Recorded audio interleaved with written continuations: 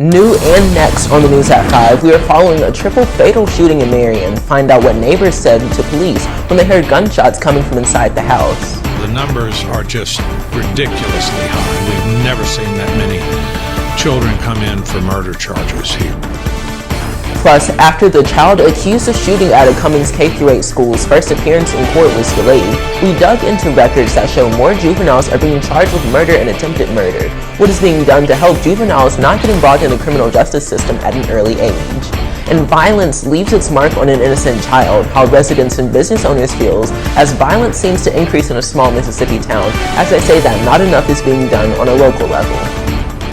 Tonight on Action News 5 at 5, a break in the case of the murder of young Dolph, why investigators believe that a recent shooting in Covington may have a connection with the Memphis murder that left chart-topping rapper Young Dolph dead.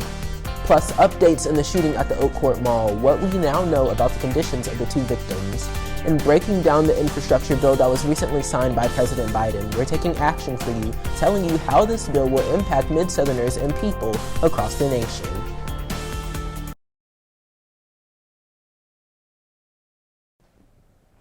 With Christmas nearing, a new hotel will open in Arlington.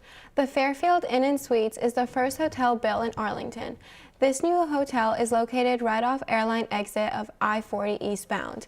Not only will there be one new hotel built in Arlington, but Spring Hill Suites will be built right next to Fairfield Inn & Suites.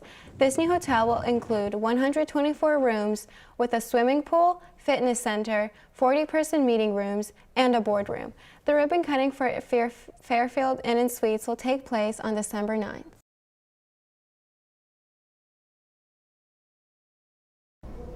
October is Cybersecurity Awareness Month, and posters like these are going around the school warning students of the dangers of cyber attacks. And one teacher hopes that these posters serve as an important reminder to stay safe while online. It actually can happen to anybody. Mrs. Handy is a cybersecurity teacher at Arlington High School, where she teaches students how to maintain security and safety while over the internet. She says one of the most common ways you can fall victim to cyber attacks is simply not having strong enough passwords.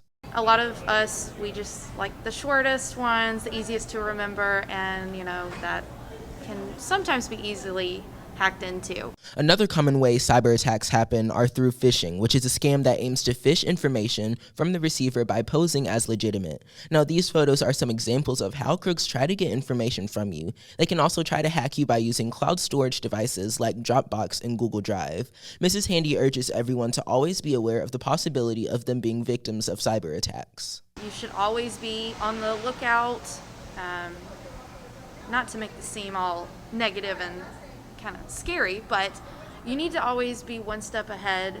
Make sure you have your security settings on. Now, if you'd like more tips on how to protect yourself from cyber attacks, visit the website ready.gov/cybersecurity. If you have any questions for Mrs. Handy, you can always email her at elizabeth.handy@acsk12.org. Alongside videographer Nehemiah Garrison, I'm Noah Certion reporting for AHS Tiger Life. From WREG in Memphis, this is News Channel 3 at noon. We start this noon with a breaking news update. A woman has now died after a shooting in South Memphis. The shooting happened in the 500 block of East McLemore early this morning. First responders found the woman suffering from a gunshot wound. She was rushed to Regional 1 Medical Center in critical condition, where she later died. Authorities say that the man who fired the deli shot was a man wearing no shirt and jeans. If you know anything about this shooting, you are asked to call Crime Stoppers at 901-528-CAT. Good afternoon, and thank you for joining us for the news at noon. I'm Noah Certion in prison at Low, and the violence did not stop there. A man was killed and another was seriously injured after an overnight shooting in Oak Haven. Authorities there discovered one of the victims shot to death inside of a van on Brompton and Kingsgate. The other victim was rushed to the hospital in a private vehicle. That van hit a fire hydrant, causing water to gush all into the streets. Our reporter, Jarita Patterson, was at the scene, and she counted 81 crime scene evidence markers. She has been following the latest developments on this shooting. Look for her update tonight on News Channel 3 first at 4. Also breaking, a man was taken to the hospital after an overnight shooting in Parkway Village. The shooting happened in the 3000 block of Boxdale Street. The man was taken to the hospital in critical condition. No suspect information was released. Dyersburg police need your help after a house was hit by gunfire. Police say that happened at a home in the 1100 block of Wheeler Street. The house was shot multiple times Friday morning. At least 5 rounds hit a house, including one through a window that hit an interior wall of the home. Police say that 4 rounds impacted a brick wall. Multiple people, including a child, were inside the home during the shooting. Thankfully, no injuries were reported. Anyone with information is asked to call the Dyersburg Police Department Criminal Division at 288-7679 or 311. The Memphis Fire Department says that one was hurt after a house fire in South Memphis. The fire broke out at a home on Majuba Avenue near Kansas Street. The victim is in the hospital, but their condition is still unclear. MFD says that no firefighters were injured while responding to the scene. Firefighters are investigating the incident to determine how the fire started.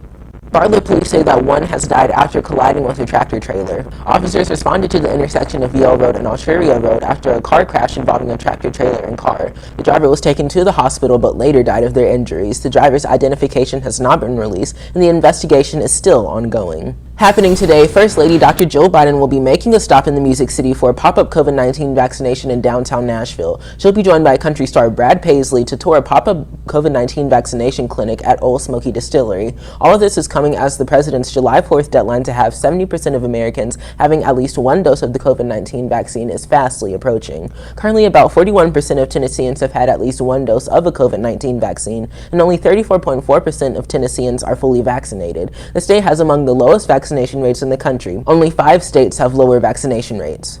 Not only is the First Lady, Dr. Jill Biden, visiting Nashville, Tennessee, she'll also visit a vaccination site in Jackson, Mississippi. Tal Tal from her sister station, WJTV, has a look at what is on the First Lady's schedule of events in Jackson. That was Tal Tal reporting. Now, the Biden administration is putting a particular focus on southern states. Last week, Vice President Kamala Harris was in South Carolina, Atlanta, and then Second Gentleman Doug Emhoff was in Memphis last week, all to discuss vaccination efforts. Well, we've got sunny and clear skies along with cooler temperatures. It's so cool out there that it doesn't feel like the first week of spring. Let's check in with weather expert Todd Demers to see how the weather will cooperate with the First Lady's flight. Hey there, Todd. Taking action. For you, Action News 5 at 5 starts now. Rain and thunderstorms throughout the day in the Mid-South, along with cooler temperatures along the way. Right now, you're taking a live look from our Midtown High 5 camera, as fog seems to be present as well. Hello, and thank you for joining me for Action News 5 at 5. I'm Noah Certion in for Ariana Poindexter. Let's get straight over to First Alert meteorologist Sergey Galindo with a look at the forecast, what we can expect on Thanksgiving. Sergey.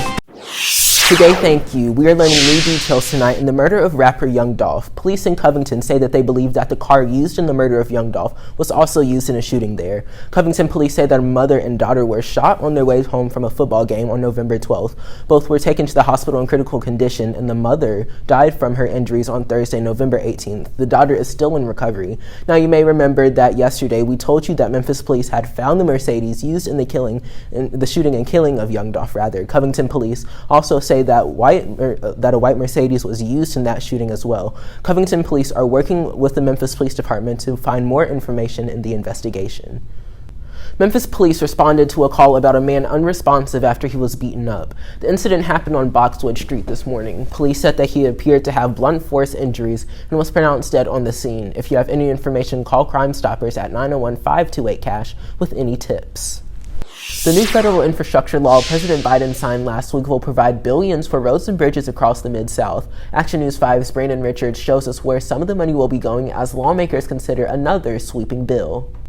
Looking ahead, closing arguments in the Ahmaud Arbery death trial will get underway when court resumes tomorrow. This comes as the defense team rested their case last week. NBC's Katie Beck has what prosecutors will use in their closing arguments. From WREG in Memphis, this is News Channel 3 at 5. A shooting at an Orangetown post office in the afternoon leaves workers and people in that area on edge, and ultimately 3 employees, including the gunman, dead. We are passing these breaking developments to you along First at 5. Certainly not the news we want to give you of another workplace shooting. Hello, and thank you for joining me for the news at 5. I'm Noah Certion. Greg and Stephanie have the evening off. Federal investigators and Memphis police are combing the scene right now just to uncover why. Just why would somebody go into their job and shoot and kill 2 of their co-workers? They're also trying to find the identity of the victims and the deceased suspect. Now we have Team 3 coverage of all of what happened. WREG's Andrew Ellison and Janae Lewis have been in that area speaking with people who shared some unforgettable moments. Our Melissa Moon is also on the scene as she has reaction from a family member. Let's get to our Janae Lewis first to begin our coverage. Janae. Janae, thank you. We'll check back in with you when that press conference begins. It is still a very active scene down there tonight, even though there is no active threat. Our crews met police officers at the scene shortly after those shots were fired, and later tweeted that they came to the crime scene to assist the FBI and U.S. Postal Service.